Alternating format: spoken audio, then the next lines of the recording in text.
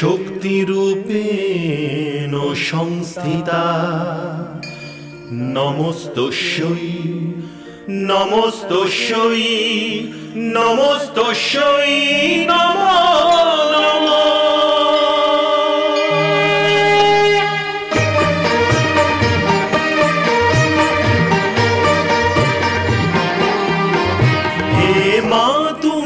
ভবতারিণী লক্ষ যজ্ঞ বিনাশিনী, হে মা তুমি ভবতারিণী, হে লক্ষ যজ্ঞ বিনাশিনী, হে সর্বমন্ত্রময়ী মা তুমি সর্বদানব ঘাতিনী, হে সর্বমন্ত্রময়ী মা তুমি সর্বদানব ঘাতিনী, হে তারিণী হে তারিণী নারায়ণী নারায়ণী শক্তি তুমি শূলধারিণী শূলধারিণী।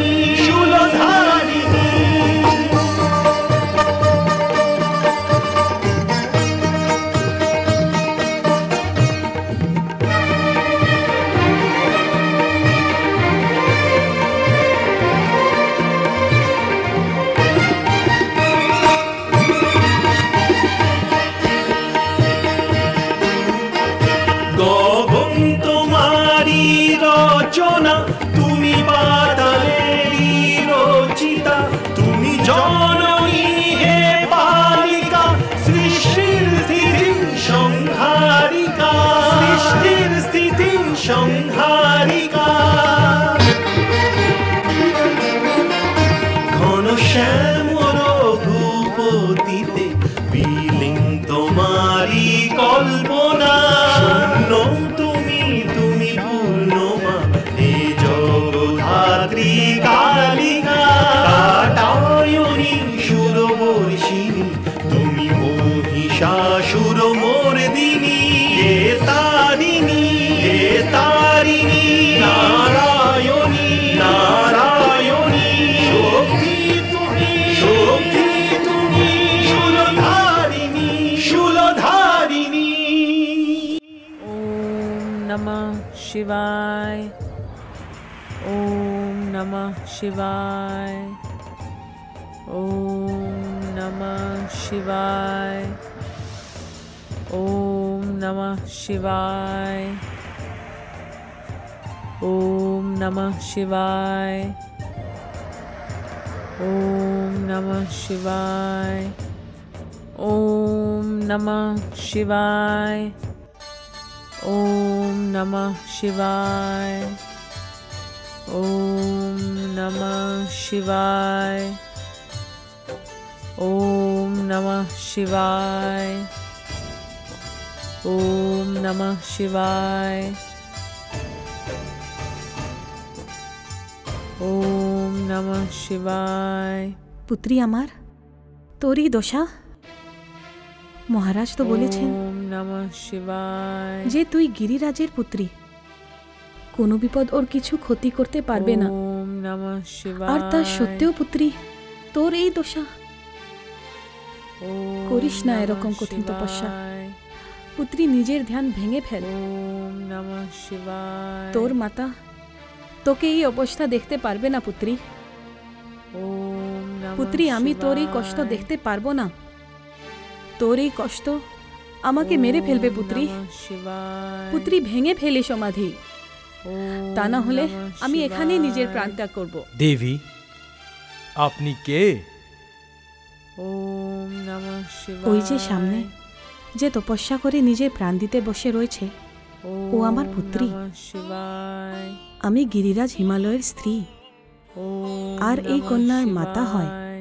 মাতা কৈলাসে আপনাকে স্বাগত জানাই মহারানী, ओम नमः কিন্তু আমি शिवाय। আপনাকে মাতার সাধনা ভঙ্গ করতে দেব না। আপনার বিলাপ ओम আমার नमः ধ্যান ভঙ্গ করতে পারে, शिवाय। তাহলে আমার মাতার সমাধিও ভঙ্গ করতে পারে। ओम नमः তুমি মাতা ও পুত্রীর शिवाय। মধ্যে আসবার কে? আমি বীরভদ্র। যে হও না কেন তুমি, এই মুহূর্তে আমার পুত্রীর প্রাণ সংকট উপস্থিত, আর আমি তাকে বাঁচানোর চেষ্টা করব না? তুমি যাও এখান থেকে। মাতা আপনি আমাকে অনুশাসন ভঙ্গ করতে বাধ্য করবেন না। দেখো তুমি যাও এখান থেকে, ओम नमः না হলে शिवाय। এই মায়ের দুঃখী হৃদয় তোমাকে শ্রাপ দিয়ে ফেলবে। মাতার আদেশ পালন করার জন্য আমার সাথে যাই হোক না কেন, তাতে আমার কোনো চিন্তা নেই। আবার বলছি আমি, এত জেদ ভালো নয়। দেখুন মহারানী, এবার অনেক হয়েছে, আপনি যান এখান থেকে। তুমি কথা শুনবে না তাই না? আমি তোমাকে শ্রাপ দিচ্ছি, নাও। না না মাতাশ্রী, এমন বলবেন না। বীরভদ্র আমার ধরমপুত্র। মাতা, এ ভারী বিচিত্র সম্পর্ক। আমি একটা কন্যা, আমার বিবাহ হয়নি, কিন্তু বীরভদ্রকে আমি আমার পুত্রের সমান মনে করি। আমার এই আদেশেও এখানে রয়েছে। পুত্রী, অনেক হয়েছে, এবার চল, এবার আমার সাথে রাজমহলে ফিরে চল। না মাতাশ্রী, এ সম্ভব নয়। পুত্রী, সেই লোক কল্যাণ করে কি লাভ যাতে তোর প্রাণ চলে যায়? আর সেই শিব কেমন, যে তোকে এত কষ্টে দেখেও তোর প্রতি প্রসন্ন নন? ব্যাস মাতাশ্রী, ব্যাস। আমার দেবাদিদেবের বিষয় কিচ্ছু বলবেন না। আমি আপনার বড়ই সম্মান করি, আমি আপনার আদরের কন্যা। কিন্তু শিব আমার আরাধ্য, আর ওনাকে বররূপে পাওয়া এটাই আমার একমাত্র লক্ষ্য। আপনি আমার সমাধি ভাঙলেন, এটা ভালো করলেন না। আর বীরভদ্রের শাপের ভয় আমার ধ্যান ভেঙে গেল। পুত্রী, আমি বলছি তো, তুই এসব ভাবা ছেড়ে দে আর আমার সাথে রাজমহলে ফিরে চল। না মাতাশ্রী, আপনি বোধহয় আপনার পুত্রীর পণ শোনেননি। হয় আমার প্রাণ আসবে, না হলে প্রাণ যাবে। কিন্তু পুত্রী, মাতাশ্রী, আপনার কাছে আমার মিনতি যে আপনি যত বেশি এখানে দাঁড়াবেন, আমার পথের বাধা ততই অধিক বাড়তে থাকবে। আমি হাত জোর করে বলছি, আপনি আবার রাজমহলে ফিরে যান। এটাই আমার শেষ সিদ্ধান্ত, যা অটল। পুত্রী, মাতাশ্রী, মাতাশ্রী, আমি আপনাকে কি করে বিশ্বাস করাই যে আমি এখান থেকে যাব না? আর আমার কাছে আপনাকে বিশ্বাস দেওয়ানোর মতো শুধু আমার প্রাণ আছে, আর আমি এক্ষুনি এই মুহূর্তে তা ত্যাগ করতে পারি। না না পুত্রী, আমি তোর ক্ষমতা ও শক্তির সাথে ভালোভাবে পরিচিত। আমি চলে যাচ্ছি এখান থেকে পুত্রী। আমি আপনাকে প্রণাম করছি মাতাশ্রী।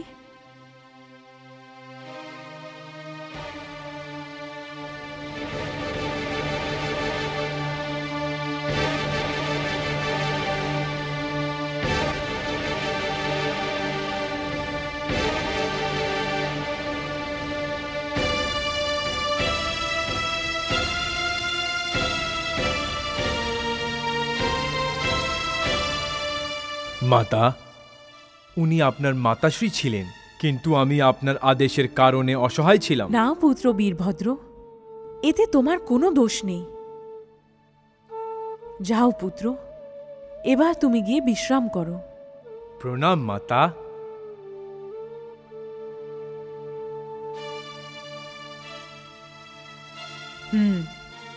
এখন ধ্যান যখন ভেঙেই গেছে, তাহলে গিয়ে দেবাদিদেব মহাদেবের দর্শন করে আসি। গিয়ে দেখি তো যে আমার স্বামীর স্বাস্থ্য ঠিক আছে কিনা।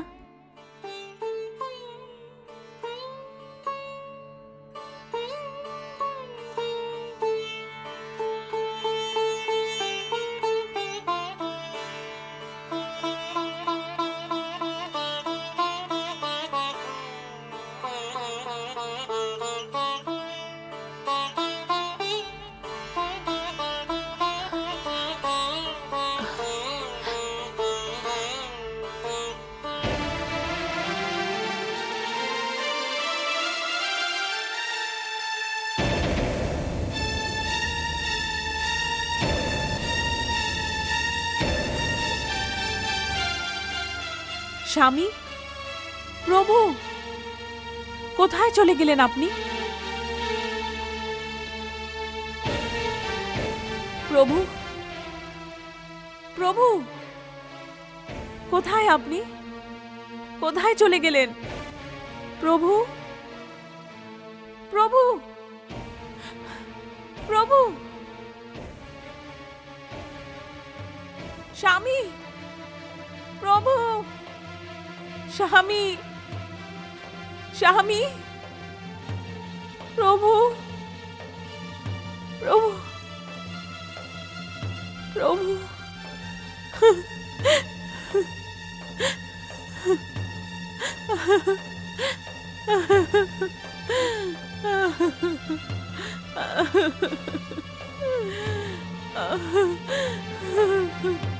হে স্বামী, আমি কি এমন অপরাধ করে ফেললাম?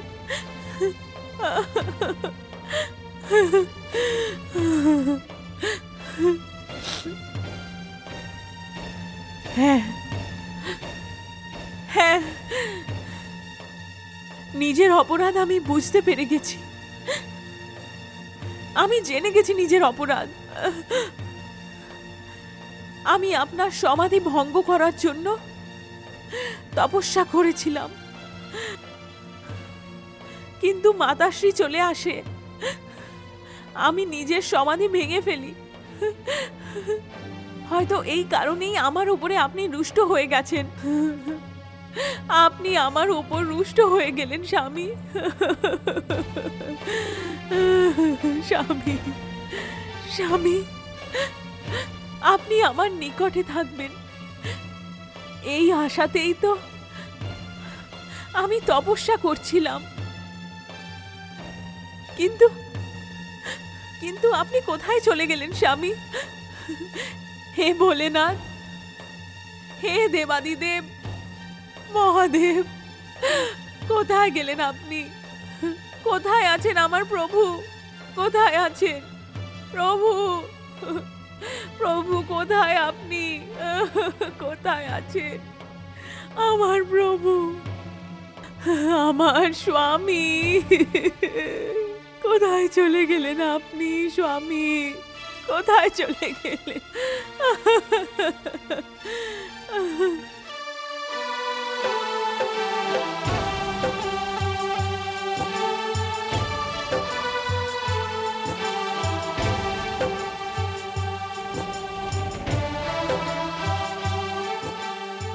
স্বামী,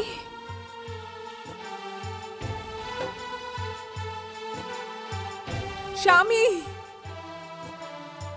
স্বামী, স্বামী,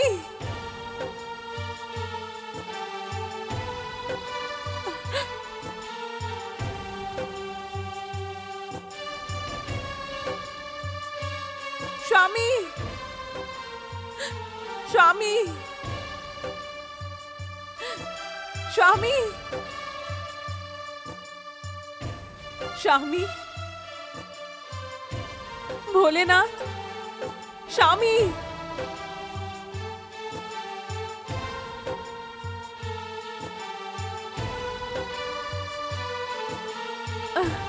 স্বামী,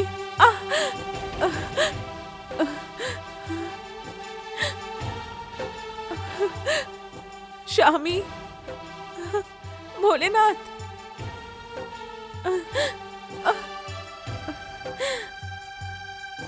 কোথায় চলে গেলেন স্বামী?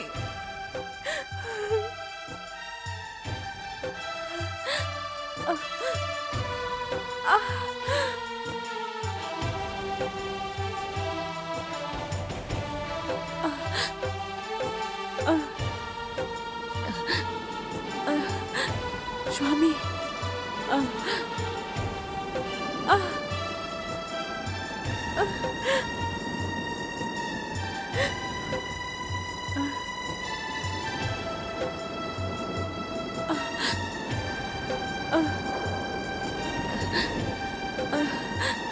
স্বামী,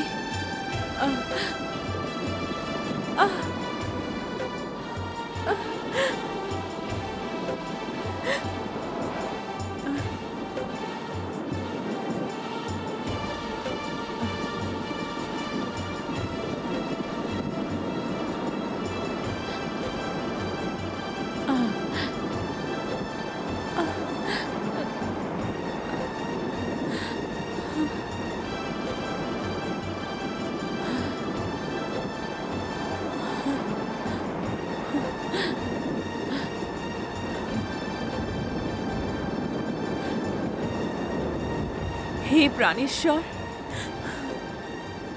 আপনাকে খুঁজতে খুঁজতে আমার নয়ন ক্লান্ত হয়ে গেছে, আমার চোখ অস্থির হয়ে গেছে। হে ত্রিলোকনাথ, আপনাকে ছাড়া আমি অনাথ হয়ে গেলাম। হে আকাশ, কোথায় আছে আমার দেবতা? হে বায়ু, তুমি বলো, কোথায় আছেন আমার শিব? হে কৈলাসপতি, আমার মৃত দেহকে বাহুতে নিয়ে আপনি কত বন, জঙ্গল, নদী, পর্বত পার করতে থাকলেন, এক লোক হতে অন্য লোক ভ্রমণ করতে থাকলেন। এখন আমার জীবিত শরীরকে এই নির্জন শিখরে হারিয়ে যাবার জন্য ছেড়ে দিয়ে আপনি কোথায় চলে গেলেন? আমার তো এই জীবন ব্যর্থ হয়ে গেল। শক্তির জীবনের আধার হলো শিব। শিব ব্যতীত এই জীবনের কি দাম?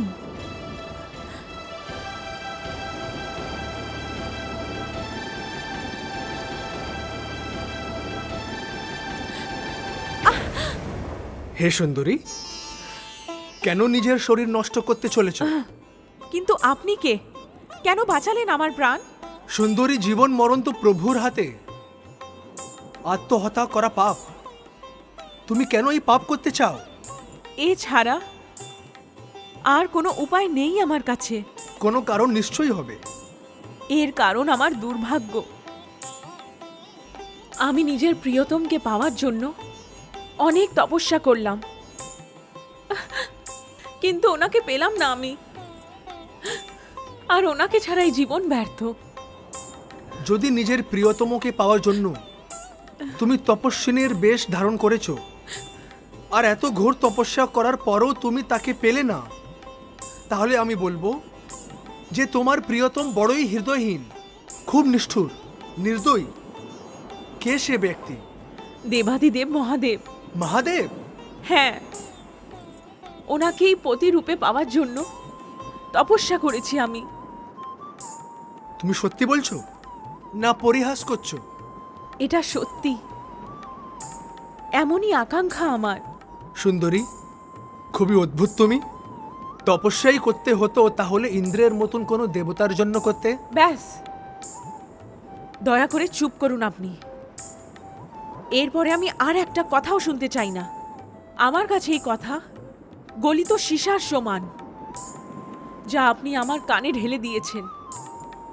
আমি সত্যি বলছি দেবী, আপনার তো প্রসন্ন হওয়া উচিত। আচ্ছা, ইন্দ্র নয়, অন্য কোনো দেবতা, কুবের হোক, বরুণ হোক বা অগ্নি হোক, এরা সকলেই প্রতাপী দেবতা। এরা আপনার সুন্দর না, রূপ। আমি আপনার সাথে আর কথা বলতে চাই না। দয়া করে এখান থেকে চলে যান। না সুন্দরী, আমি এখান থেকে যাব না, কিছুতেই যাব না। যদি আমি এখান থেকে চলে যাই, আপনি আত্মহত্যা করে বসবেন, আর আমি এরকম হতে দেব না।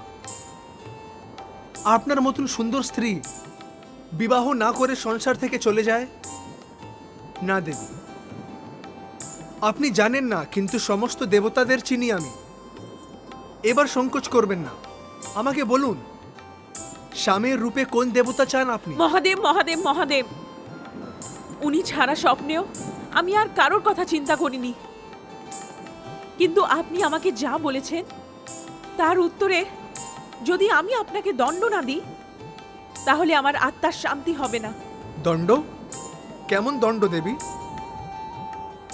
যদি আমি নিজের মন, বচন, কর্ম সবেতে শুধুই নিজের মহাদেবের আরাধনা করে থাকি, তাহলে হে মা শক্তি, পরমেশ্বরী, এই বনে আমি এই অঘরীকে শ্রাপ দিচ্ছি। আরে না না দেবী, এটা আপনি কি করছেন? ছেড়ে দে, ছাড় আমার হাত, ছেড়ে দে, ছেড়ে দে।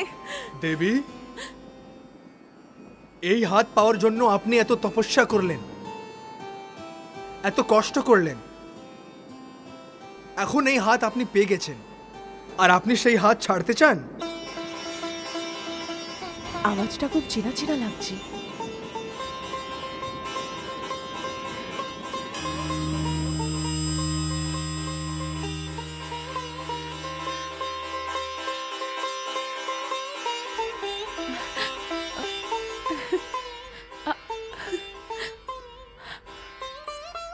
দেবাদিদেব, হে শিব শম্ভু, আপনি? হ্যাঁ দেবী, আমি। হে স্বামী, হে ভোলেনাথ, যদি আমার এত কঠিন তপস্যার ফল আপনার এই পরিহাস হয়। না দেবী, এই কেবল পরিহাস নয়। এতদিন পর যে আজকে আমাদের দেখা হচ্ছে, আমি ভুলে গেছিলাম যে আপনি গৌরী না পার্বতী। কিন্তু আজকে আমার সামনে আপনার এই দুই জন্মর সুতো মিলে এক হয়ে গেছে। আর যে পরিহাসের কথা বললেন, তা তো স্ত্রীর সাথে করতেই পারি। স্ত্রী? হ্যাঁ দেবী, স্ত্রী। আমি ধন্য হয়ে গেলাম স্বামী। হে শিব শম্ভু, আপনি আমাকে গ্রহণ করে নিলেন। হ্যাঁ দেবী, আমি আপনাকে গ্রহণ করলাম। চলুন কৈলাসে যাই। নারায়ণ নারায়ণ। দেবর্ষি, আপনি? হ্যাঁ ভোলা শঙ্কর, এখন আর এ সম্ভব নয়।